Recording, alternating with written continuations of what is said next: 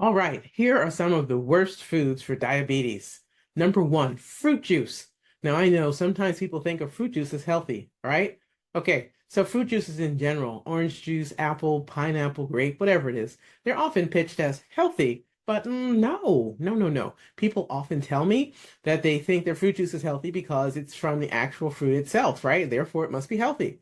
But here's the deal, it's so concentrated. So fruit juice as a healthy choice, especially with diabetes, is a myth. That's not correct.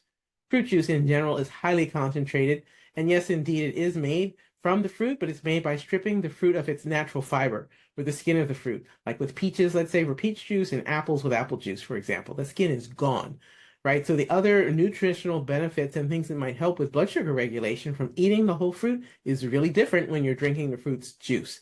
This is no good. It's no bueno. So now as we go through this video, let's think about things in terms of whether the food has a strong hormonal response. And in this context, the hormone that we're talking about is insulin, and its response to the sugars that we eat. So now let's take a moment to look at a specific fruit juice, orange juice, for its nutritional value. It's the most common fruit juice that's consumed, for instance, in the United States. Now this information I'm going to share on the screen, this is for 1 cup. That's 240 milliliters of orange juice. Let me switch screens so you can see it. Right, there we go. Super. Okay. So when we're looking at orange juice, right, for that portion, the calories in it are 110, no fat. It has very little protein, a tiny amount, 2 grams, and pretty much no fiber, just 1 gram, right? That's for the actual stripped down juice, not the juice with the pulp or actually eating an orange, which is a different nutritional profile.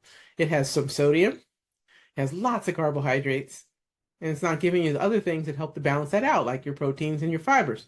Makes a difference, right? It does have plenty of vitamin C, which is really awesome. It's one of the great things about many of the fruits. They do give you a little bit of nutrition, but relative to the nutrients you're getting, the vitamin C, the vitamin A, in this case calcium, you're getting a lot of carbohydrates and you're not getting anything else to help avoid a big blood sugar ride. All right, hope that's clear. Okay, next, moving on. Things to consider. So the reasons why I don't like fruit juice and why I don't consider it to be healthy for people who have diabetes or other blood sugar related concerns are the fact that it causes a strong insulin response, a hormonal response. In fact, it's really good to think about that in general for any food when you eat or drink it. You know, what is it doing to your hormonal balance, especially insulin, as it tries to regulate your blood sugar or glucose levels? Does it leave you feeling buzzy and peppy?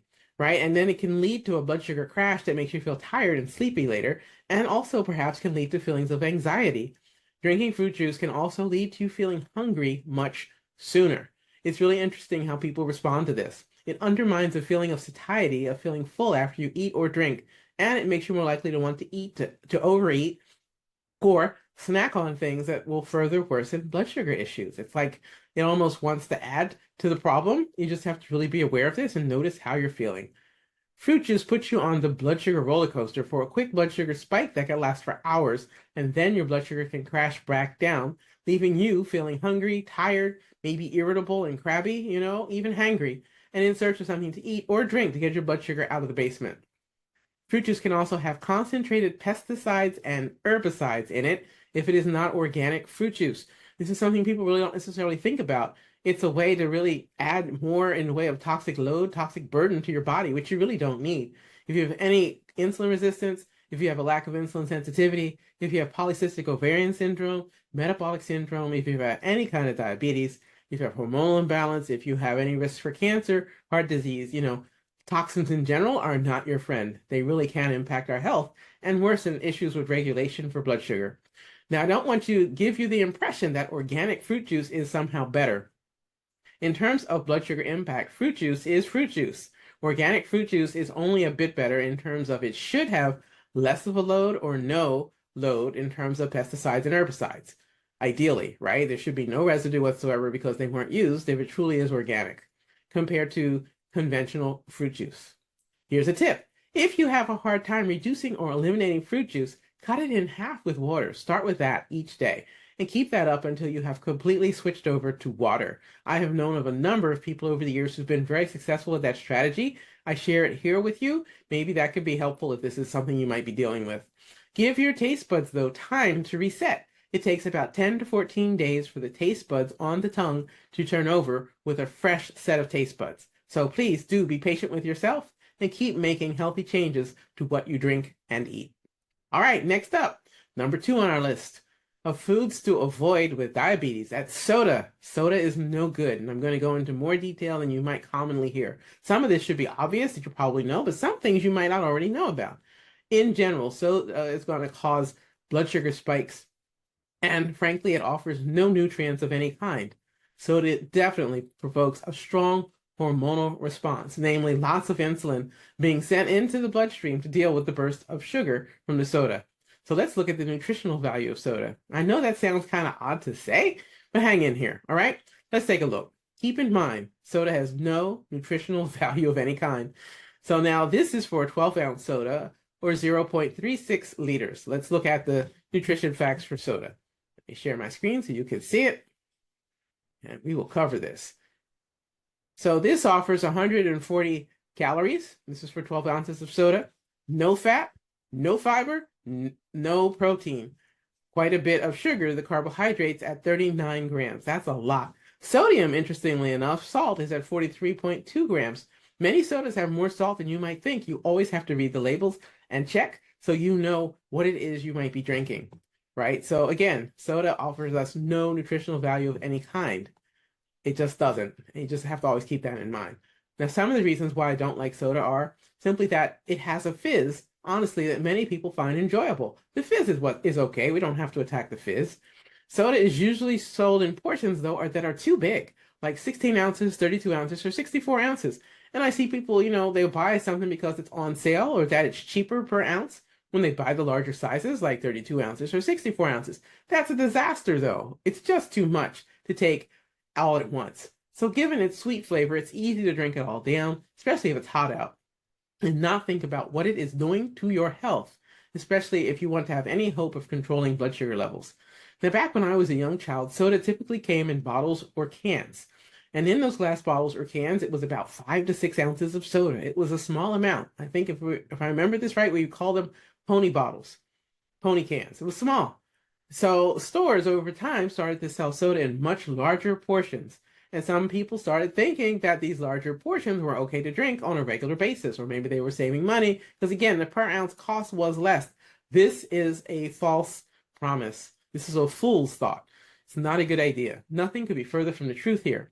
Drinking soda sparks a big hormonal response of insulin surging to catch up with all the excess sugar in the bloodstream as it processes it. And in this overwhelming situation, truly overwhelming, the excess sugar is stored as fat, most likely in the liver, and basically poisons all of the body's organs, especially the kidneys, which hate having excess sugar in the blood to deal with, and will frankly make you pee more in an attempt to change the balance of sugar in the blood. Drinking soda can also increase your risk of chronic kidney disease, CKD. That's right, chronic kidney disease. Drinking soda 2 or more per day is also linked, according to the research, to the formation of kidney stones, which are very painful. The high phosphorus content may be a contributing factor. Soda can also cause needless struggles with feeling full after eating, or cause excessive sleepiness and fatigue, or further deepen a sweet tooth. Now, here's a tip. If you drink sodas and this is becoming an issue and you really want to get rid of it, hey, work to remove them from what you drink. Start by drinking a glass of water as a replacement for each soda you would normally drink. Next, you can make some decaf tea or an herbal tea and enjoy that as a replacement for soda. Build new habits, make the decision, the change, so that you have healthy things that are easy to reach for. Here's a way to hit the easy button to get away from soda. As you find flavors of herbal tea, for example, that you enjoy, make a large batch at one time, let it cool, and place it in your refrigerator so it's easier to make that healthy choice for a beverage. You can pour the chilled herbal tea into a thermos or a water bottle and be ready to take it with you when you go for a walk or a hike or other activity away from home. This makes this really, really easy to stay on the healthy choice track. This way, you already have that healthy choice with you, and you've now eliminated the reason to stop at a convenience store or a fast food place where there's tons of sodas and other temptations that await you. Okay, number 3 on our list, diet soda. Now, you might be thinking, oh, wait, hold on, Doc. We use diet soda as a replacement for the other soda. I'm okay here, right? I want you to listen carefully because some of this might be new info. So let's take a look first at the nutritional value of diet soda. Again, it might sound odd to say, but, let's take a peek. keep in mind that diet soda too has no nutritional value of any kind. It can also have 0 or very few calories or fewer calories than regular soda. All right, now let me share my screen so you can see the reference here. Okay, so in the case of diet soda, typically it has no calories, it has no fat, it has total sugars and total carbohydrate should be 0. Protein also should be 0. It may or may not have caffeine added. Read your label. Some of them have quite a bit of caffeine, as much as you would find in something between, say, black tea and regular black coffee, etc. Read labels so you know what you've got. Similarly for sodium, sometimes they can have a really surprising amount of added salt. You might not expect that in a diet soda. But again, in order to hit that flavor profile, that might be part of the formulation. So look at the label so you know what you're getting into. Nobody likes negative surprises. Now, be aware of this. Not all sodas that use artificial sweeteners in order to qualify for being considered a diet soda are necessarily low in calories or sugar-free. Some use a combination, believe it or not, of sugar and artificial sweeteners together. Always read the label so you know what you have. Some of the reasons why I don't like diet soda and do not recommend it for people with diabetes, contrary to other folks who do recommend it for people with diabetes, right? Diet soda is not good. The artificial sweeteners and the fake sugars in diet soda are anywhere from 200 to 13,000 times sweeter than sugar. I'm going to say that again. This is an important point. The artificial sweeteners and fake sugars in diet soda are anywhere from 200 to 13,000 times sweeter than just regular sugar. These artificial sweeteners and fake sugars trick the taste buds on the tongue, sending a signal to the brain that the sweet taste means that there's calories coming, or fuel, right? So the brain's like, oh, all right, we've got some more nourishment coming. But as time goes by, like about an hour to an hour and a half, say 90 minutes, the brain says, hey, where are my calories at? Where is the fuel that usually goes along with this taste? So then the brain increases your appetite, your desire to eat, because your brain thinks that it's been cheated and that you were robbed of getting the fuel. It's looking for fuel, the calories. This can drive a vicious cycle of craving for sweets or for snacking or for not really feeling satisfied when you eat or drink. You can start to feel like your stomach's a bottomless pit. So please pay attention now to how you feel after drinking diet soda. While it might not spike your blood sugar or put you on the blood sugar roller coaster or cause blood sugar crashes, be aware that it might drive a sweet tooth or cause cravings for high-calorie foods that are either really sweet, like pastries, cake, or candy, or high-calorie foods that are quite savory, umami in flavor, like biscuits and gravy. Drinking diet soda, just like drinking regular soda, also, interestingly enough, increases your risk of chronic kidney disease, CKD. Drinking diet soda 2 or more a day is also linked, according to the research, to the formation of kidney stones, which are really painful. The high phosphorus content found in diet soda, just like regular soda, may be a contributing factor. It's really interesting to me that diet soda has some of the exact same health risks as regular soda, and it's often promoted to people who have diabetes or other blood sugar issues as a great option to soda. I think you just really have to be aware of the big picture for all of this. Diet soda can also cause needless struggles with a sweet tooth. All right, friends, if you find this video helpful, please like it and subscribe to this channel. This way you can help me grow the channel and reach others with this information. Thank you. All right, number 4 on the list is bread. Let's take a nutritional value look at the list of what are the nutrient profiles for bread. It varies based on the kind of bread and the amount eaten. All right, let me share my screen so you can see it. Now, you'll notice there's different columns here. White bread has a different profile than whole wheat bread and sourdough bread, right? Interestingly enough. So white bread is usually made with flour that has been denourished or denutrified, so to speak. It's really been refined, highly refined, ultra refined, and its usual nutrients that would have come from the ground grains have been stripped out. It may or may not have some enrichment, a few vitamins or minerals added back, but it's nowhere near the amount of nutrient profile it would have had if it was whole grains. So for white bread, for one slice, we just have 67 calories. Here's your profile for fat, carbs, protein. Notice the amount of carbs here, 13 grams. Fiber is very little, 0.6 grams. That's hardly worth even talking about. Then we have some of these other nutrients here, like thiamine and manganese, or trace minerals, selenium, riboflavin, niacin, and iron. We also have some consideration when we look at things like folate, which is so good for our nervous systems. But again, we have to look at the benefit of, is white bread really offering me that much in the way of nutrient density? Similarly, when you look at whole wheat bread, you compare it to white bread, you can see a little bit more in the way of calories, a little bit more in the way of fat, a little bit more, interestingly, in the way of carbs. It does have some fiber, a small amount at 2 grams, a little bit more protein, one additional from 2 grams over here to 3 grams. And then similarly, you can look at the nutrient profile and see that it's a little different, right? The B vitamin family is pretty well represented. Trace minerals, though, whoa, you're getting a lot more in the way of manganese and selenium, which is really helpful for things like your bones, for your autoimmune illness issues, etc., right? So that's good. So you see some fluctuation here. Now, if we compare this to sourdough bread is an interesting case, and you look at it and you see the carb count is slightly higher, but you can also see that the amount of protein it offers, interestingly enough, is more. It's double than what you would get with regular white bread. Similarly, when we look at the nutrient profile, we see we get the most in the way of the B vitamin family for thiamine, for folate, for trace minerals like manganese and selenium. And then we also see that niacin, another B vitamin family, and riboflavin also hanging right in there, okay? And you actually get some iron here. So always know what it is you're eating. Read the labels, because breads are really different. They aren't all the same. Another thing to consider with bread that's interesting is breads that are fermented, which we'll talk about in a moment, might be a really different profile. So in general, reasons why I don't like bread: it's easy to overeat it. I've noticed people sometimes will just go hog wild when it comes to bread, right? Especially if it's white bread. It's made from the grains that have been stripped of their nutrients as part of making the flour to make the bread.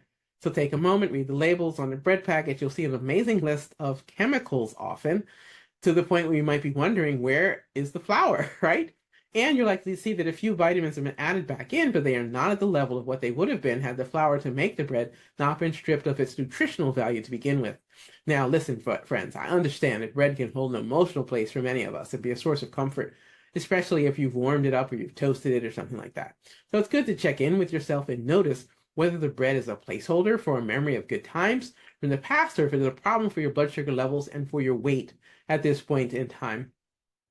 Here's a tip. Try using a lettuce wrap to replace the bread with leaves of lettuce or other salad greens to wrap the items in what you would use to make a sandwich. This can work with great success for various kinds of meats, let's say, or tuna, seafood, hummus, which comes from ground chickpeas. Hummus is so yummy, and other items that are used for filling sandwiches.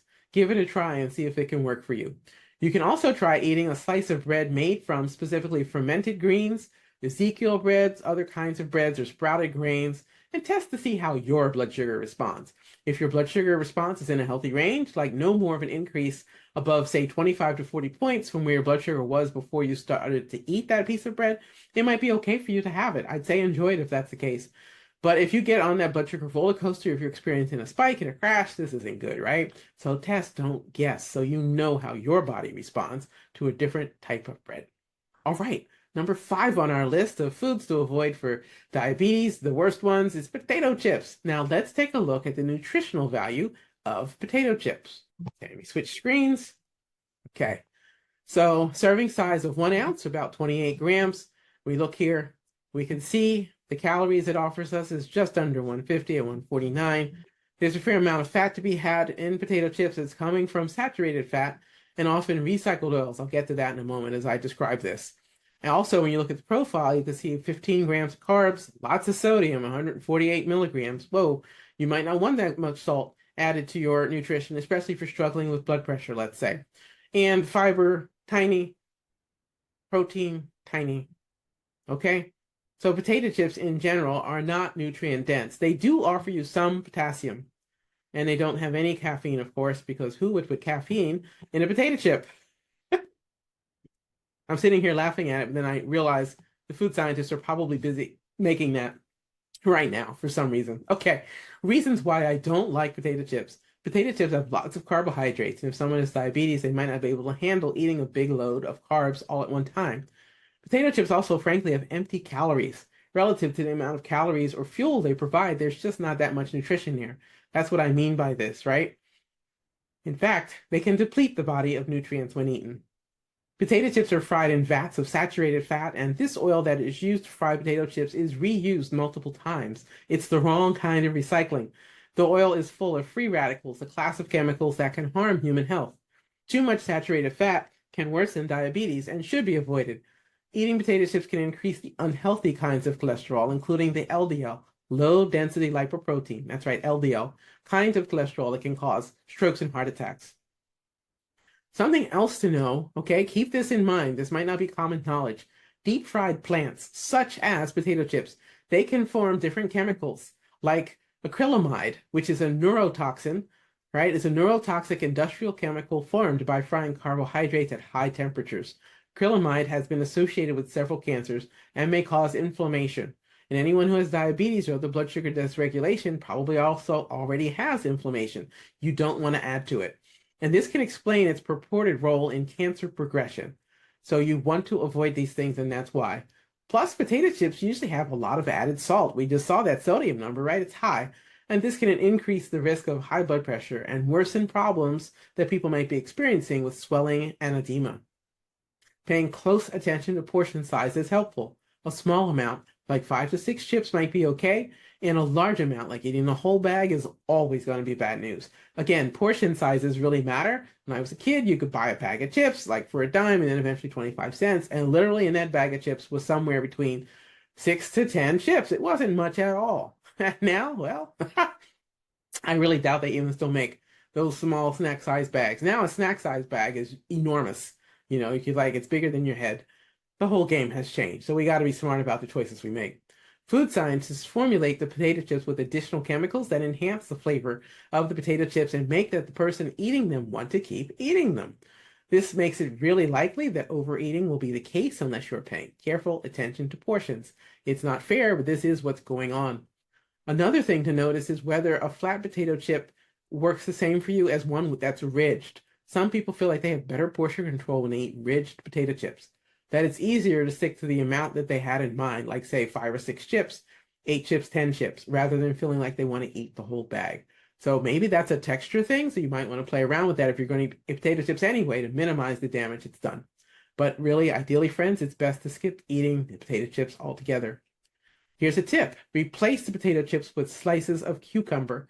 Cucumber slices have a crunch, a snap to them, and can be eaten alone or used with healthy dips and side dishes like salsa or hummus. Cucumbers are hydrating, they're tasty in their own right, and leave you feeling satisfied rather than leading to overeating like potato chips can. People do not overeat cucumber slices. You just really have to notice the relationship to food that happens when we eat whole, nutrient-dense foods. You can also sprinkle the slices of cucumber with your favorite seasonings. There's an idea here. Anything you might enjoy, like chili peppers or oregano, coriander, cumin, or other flavors that you enjoy and that do not contain added salt. You can also try alternatives to potato chips like cassava chips and test how your blood sugar responds to this substitution. Test, don't guess, so you know how other starches affect your blood sugar. If you find this video helpful, please like the video and subscribe to this channel. This way you can help me grow the channel and reach others with this information. If you have friends you think that could benefit from this or family members, by all means, please share the video with them. All right, moving on. Number 6, corn chips.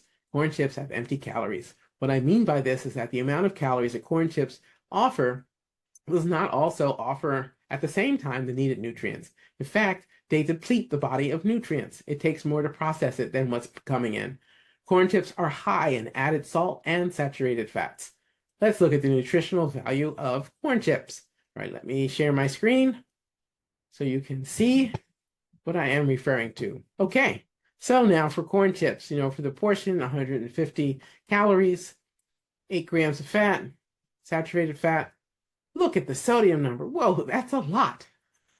That's a lot. It's easy to exceed your daily needs for salt if you're eating corn chips. Total amount of carbs here is at 18 grams, hardly any fiber. Protein, hardly any, tiny. You get a little bit of calcium, tiny amount of iron, some potassium, okay? All right, now, as we consider what the case is for corn chips, here's some of the reasons why I don't like corn chips. Don't recommend them.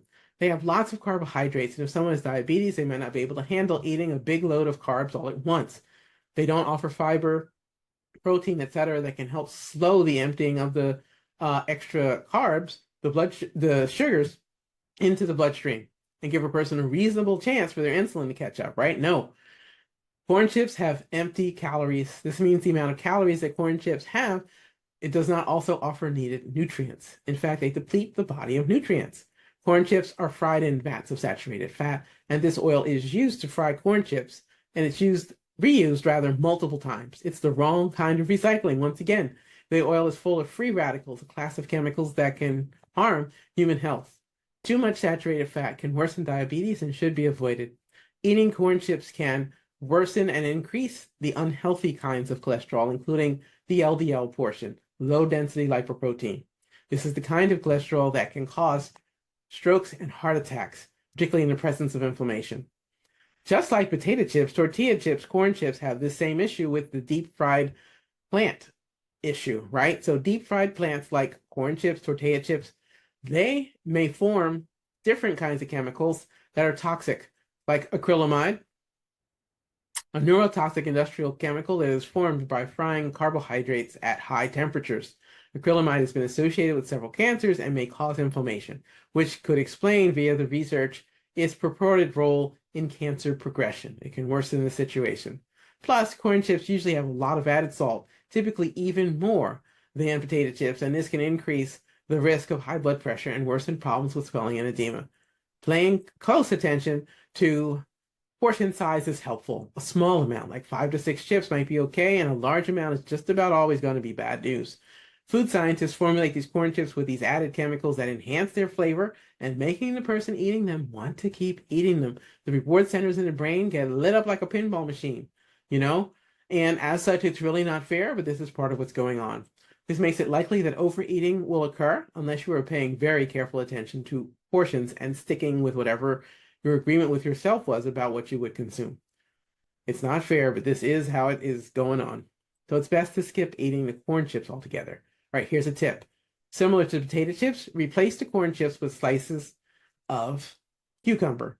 The cucumber slices have that crunch, that snap, and they can be eaten alone or used to scoop up healthy dips like salsa or hummus.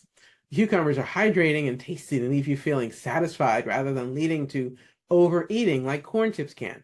People can eat amazing amounts of corn chips, but you're probably not going to be eating like 6 or 7 cucumbers. You might get through one, so just keep in mind, notice how you feel, how you respond to the food you eat. You can also sprinkle all kinds of flavorings and your favorite seasonings on these slices of cucumbers. It could be the chili peppers, it could be oregano, coriander, cumin, it could be garlic, powdered garlic, granulated garlic. There's so many different kinds of seasonings and spices. Whichever ones you enjoy, try it. Add them to the cucumber. If you find it too plain and for you, maybe that's a boring food, and you're like, I don't want the cucumbers. Give it a try, right? Anything that doesn't contain added salt is eligible here. You can also try alternatives to corn chips like quinoa chips, for instance, and test how your blood sugar responds to this substitution. Test, don't guess, so you know how other starches can affect your blood sugar. All right, and here we go. Number 7 on the list today, friends. Donuts.